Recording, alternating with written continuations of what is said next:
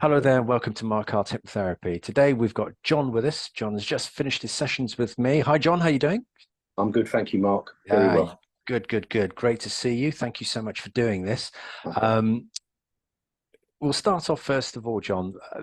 John found me about a month and a bit ago. I Yeah, think it just was. so yeah, almost 5 weeks. Yeah, 5 weeks ago, Yeah. and you were struggling with a few bits and pieces. So what I'll do then, John, is I'll just leave it to you to just Yeah. fire away. Okay. Yeah. Well, as you know, I had a bit of a health scare. Um, it knocked me for six. I've never had any sort of. I'm not an anxious person. Never had any sort of anxiety at all ever.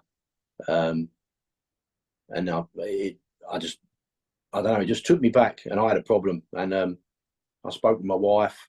We was trying to get through it, but I was muddling through. I didn't really know where I was going. Um, it was taking over. I couldn't even get out the front door at some stages. And I'm a very active person, and that was obviously hard not being able to go out. Um, so we decided, myself and talking with my wife, we decided I need to speak to a third party, someone else, some sort of therapy to get me through the anxiety. Um, so I had a look online. I was looking at different people, which included yourself. Um, and similar to this video, I looked at the reviews.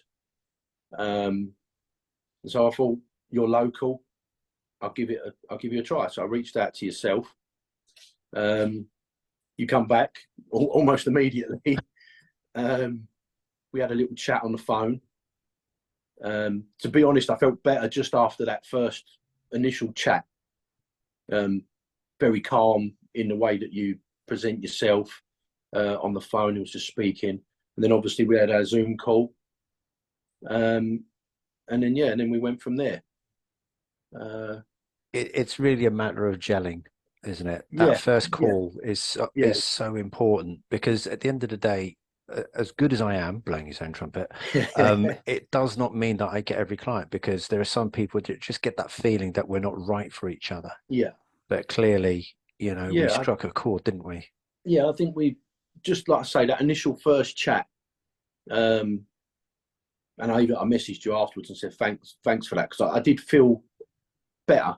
Not obviously I wasn't cured, wasn't some miracle, but I felt a lot better in myself just speaking to somebody that was a third party, but not like a friend or family. It was someone outside, and you know, and like I say, I looked at your videos as well. Looked you up on the YouTube stuff and that, and obviously your own account. You'd been similar, you know, and I thought, oh well, if you've been there, then obviously you know what it's like, and that's what I needed someone to understand how I was feeling. Um, so yeah, it was, and like I say, I spoke to you, and then obviously we did the Zoom, and like I say, we decided to, I decided that it was right for me to meet you, and then face to face, and I was very skeptical. Like I said to you before, I was very skeptical because, like I've said to you before, hypnotism. As a kid, it was someone on the TV making a guy run around on stage pretending he's a chicken. So obviously, I was very skeptical. Wasn't sure what I was letting myself in for. But obviously, you know, I'm smiling again, so it's obviously it's gone the right way for me. Ladies and gentlemen, John doesn't know this, but when he was in hypnosis, he was running around like a chicken, and here it is now. I did feel tired. To be fair, I was tired. Mate, you had run around like a crazy thing. No, I'm kidding. Yeah, I mean, wonderful. That's just I mean, skepticism is a big thing that I have to deal with. Yeah, it Yeah, really is because but I think most of it is actually dealt with in those first few chats. And then, of course, when I met you for the first time, sort of came to your home, it's all about the pre-chat. Do you remember much about the chat that we had prior to you going into your first hypnosis? yes, some to be some of it. Like I say, I think I was a bit nervous as well. You know, I was a bit nervous. It's a new thing for me. Um, like when I spoke to you, I said to you, I'm I keep my emotions to myself. I'm very inward. Yeah. But yeah, I know, like, we spoke and we said, like, you know, you should let things go. You've got to speak. You can't hold it all in. Hold it all in. You end up in a situation that I was in. Yeah. I became anxious because I wasn't speaking. I was holding it. Yeah. Yeah, and obviously we had that chat, and then we did the first session, and it was just that first session was like, wow, because I had a massive reaction in that first session. That released a lot.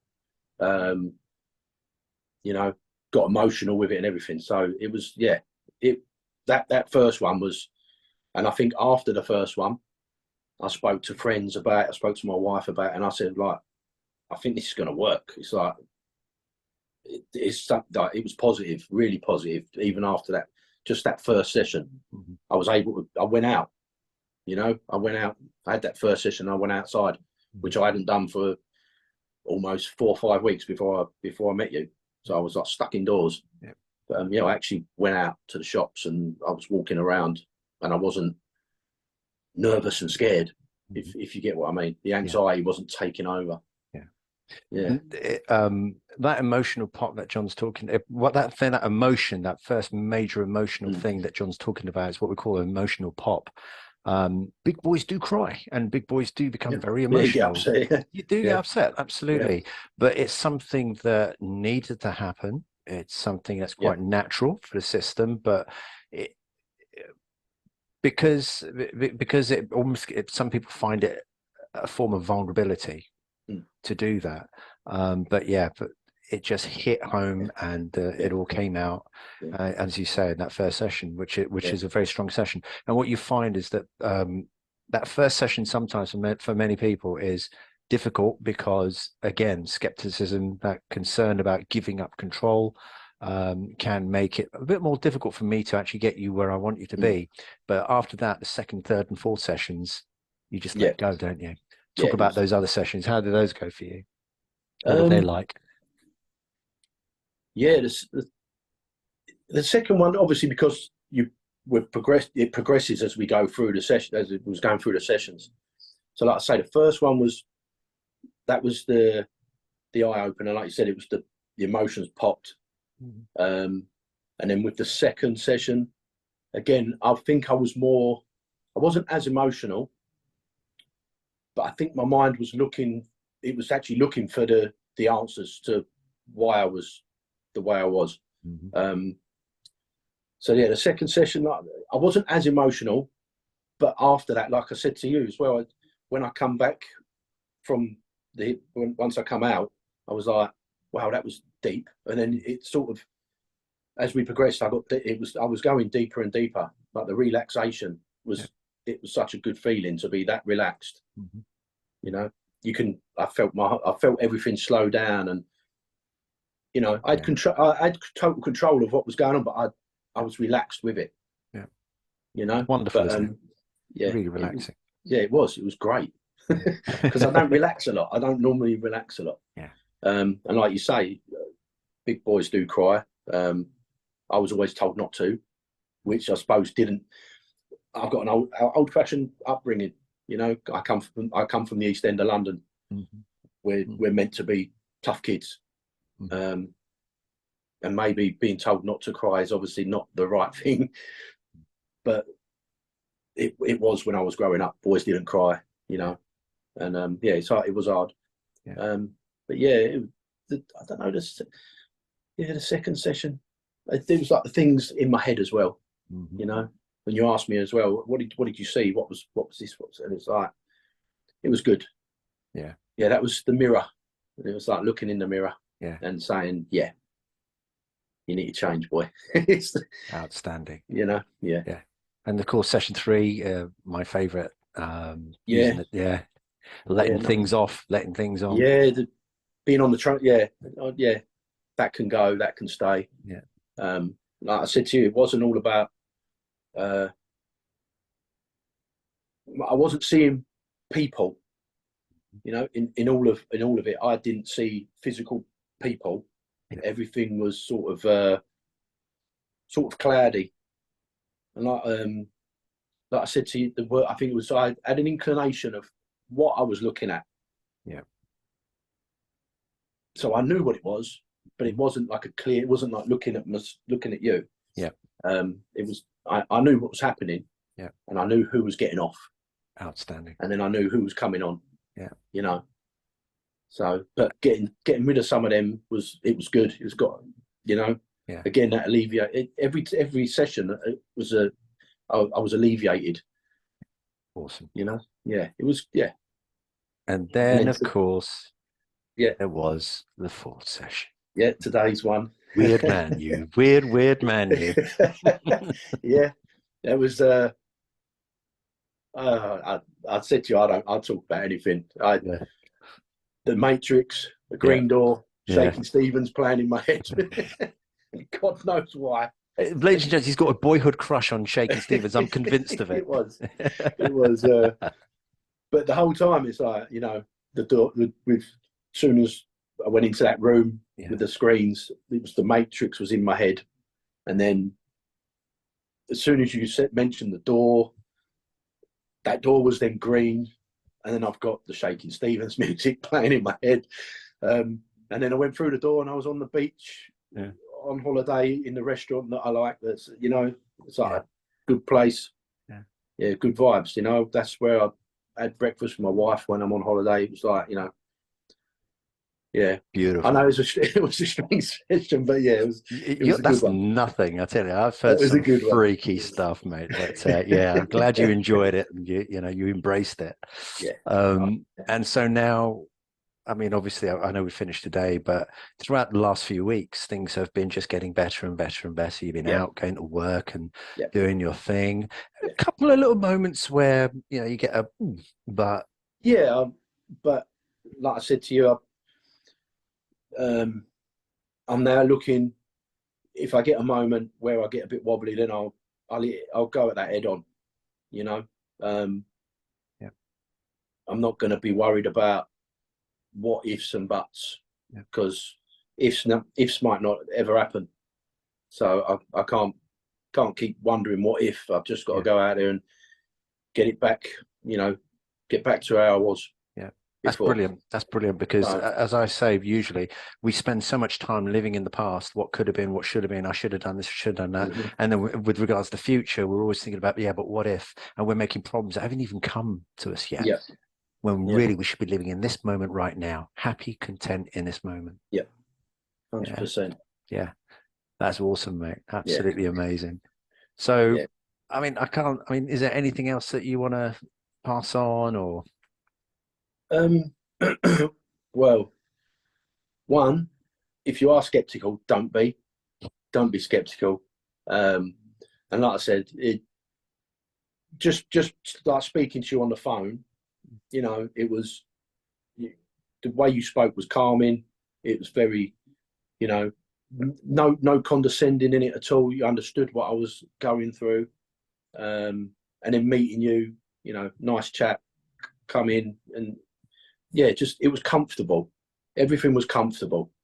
Asked all the, you never asked any questions either. There was no, you didn't ask me what do you want to get rid of.